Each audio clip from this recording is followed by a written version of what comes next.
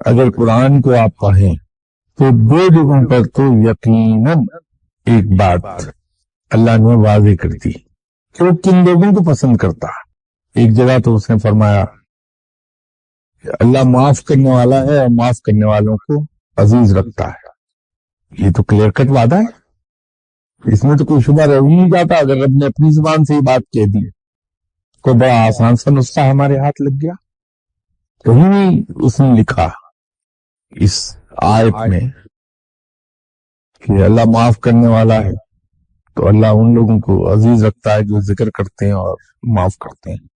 Clearly اس نے کہا کہ اللہ معاف کرنے والا ہے اور معاف کرنے والوں کو پسند کرتا ہے۔ تو اگر ہم یہ خوبی پیدا کر لیں کہ ہم دوسروں کو معاف کر دیں تو اللہ یقیناً ہمیں اپنے وعدے کے مطابق پسند کرنے لگے گا۔ اور معاف کر دینے کے بھی کئی درجے ہیں۔ پھر پسندیدہ امر ہے کہ اگر آپ سے کسی نے معافی مانگی تو آپ اسے معاف فرما دیں۔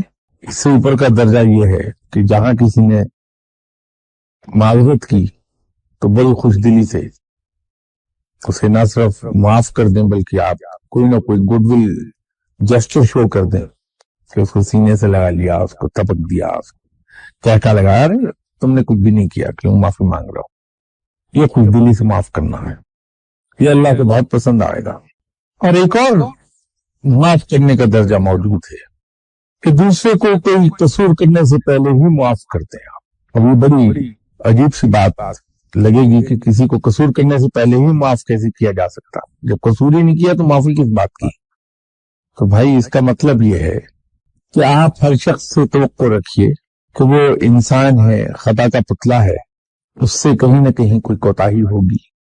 تو میں اس کی کسی کوتاہی کو برا ماننے کے بجائے اس کو ابھی سے ہی کیوں نہ سمجھ لوں کہ انسان ہے، آخر کو اس سے غلطی ہو ہی جانی ہے، تو میں اسے قبول کر لوں تمام کوتاہیوں اور غلطیوں کے ساتھ جو کرنے والا ہے، تو یہ اس کی کوتاہی سے پہلے ہی اسے معاف کر دیا ہے۔